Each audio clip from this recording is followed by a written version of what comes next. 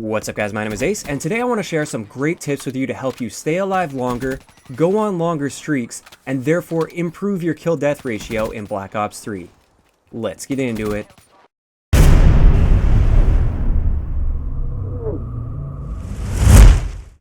Alright guys, so what I'm going to be sharing today is more so a playstyle, but a lot of little miscellaneous tips as well for how you can improve your kill-death ratio and stay alive longer. This playstyle is best suited to Team Deathmatch, and most of the tips are targeted at Team Deathmatch, but almost all of them will also cross over to other game modes as well. So if you are planning on playing Domination or something like that, don't worry about it. A lot of the tips in this video will still apply to you. Also, it's my personal opinion that a really high kill-death ratio doesn't really mean much if you don't have a decent score per minute to back it up, if you're somebody that cares about stats. So this video isn't about showing you how to get like 6 kills and 1 death in a full game of Team Deathmatch. No, this is about showing you how to get a ton of kills with as few deaths as possible in a game. So with this playstyle, we aren't going to be camping, but we also aren't going to be running around like a chicken with our head cut off. So we're not rushing the enemy completely blindly without thinking about our actions first, but at the same time, we're not sitting in some random corner for 30 seconds or a minute at a time, or we're not sitting on a head glitch waiting for an enemy to walk into your sights for a minute or two at a time. No, we're going to be slowly and methodically moving around the map from cover to cover. That's the most important thing about this.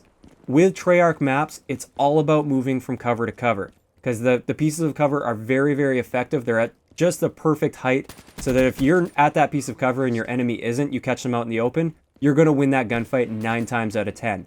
So that's what we want to always do. We want to position ourselves behind a piece of cover and try to catch our enemies off guard. So with this playstyle, we also typically want to move towards the outside edges of the map. This doesn't mean absolutely never go to the middle of the map. There are some situations where it is a smart thing to go to the middle of the map, but most of the time, as a rule of thumb, we want to stick to the edges of the map. And the reason for this is pretty simple. If you're on the edge of the map, you only have to worry about in front of you and to the direction that is the opposite of the edge of the map. You're safe from the edge of the map because obviously teammates can't, or enemies can't shoot you from outside the map unless there's some crazy glitch that I don't know about. And you typically don't have to worry too much about your back, especially if you're constantly moving from cover to cover and you're the one pushing the enemy and putting pressure on the enemy. So the goal with this playstyle is to constantly push from cover to cover along the edges of the map and put pressure on your enemies.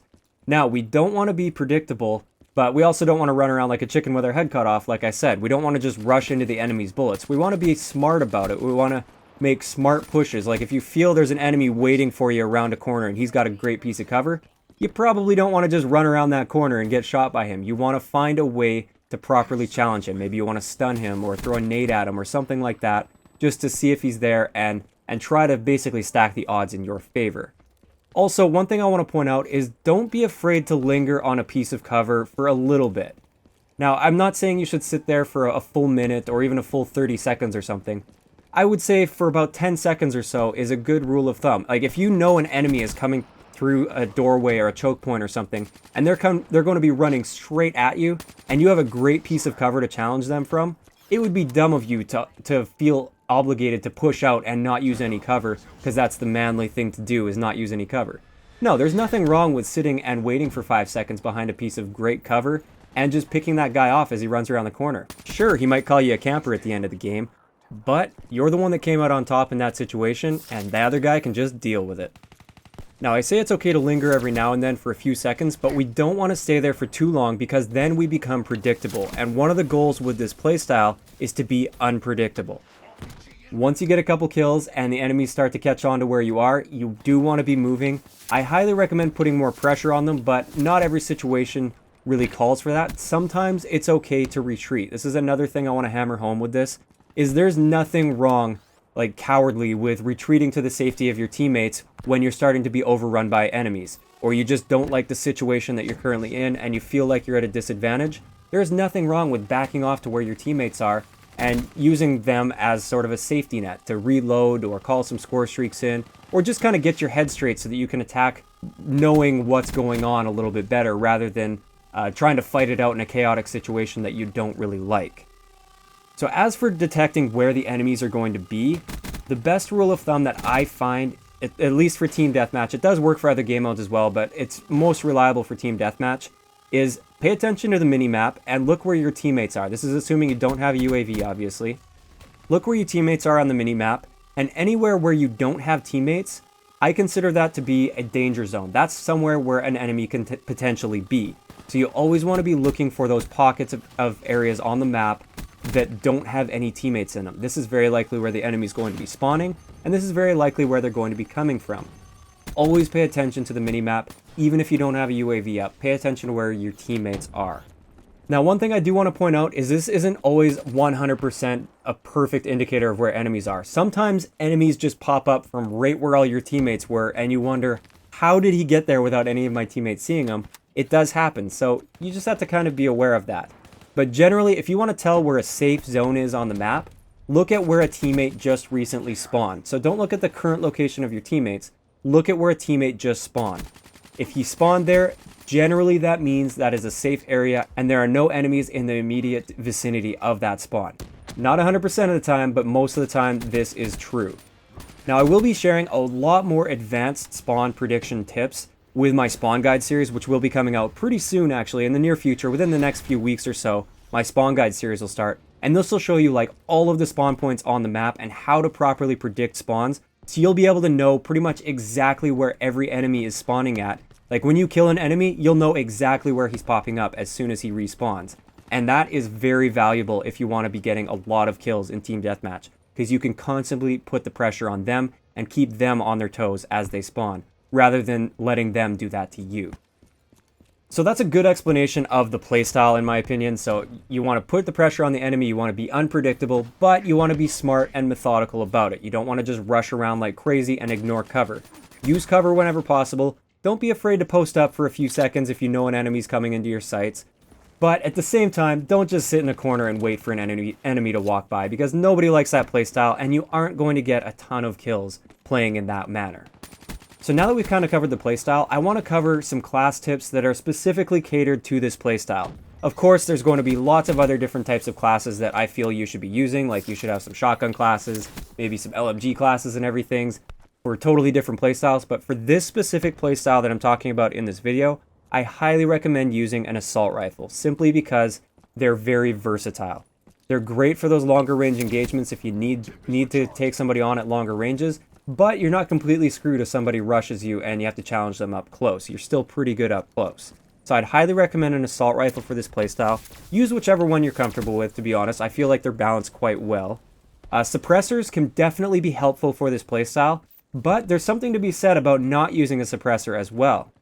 So when you're not using a suppressor, it's great because it draws enemies towards you. Now, sometimes it's a little overwhelming and it's too much because the entire enemy team basically flocks towards you and you just can't handle it. But it's great sometimes to just pick off that one guy that's like, oh, there's a dot, I'm gonna go run after it. And they just run right into your sights and it's just an easy kill for you.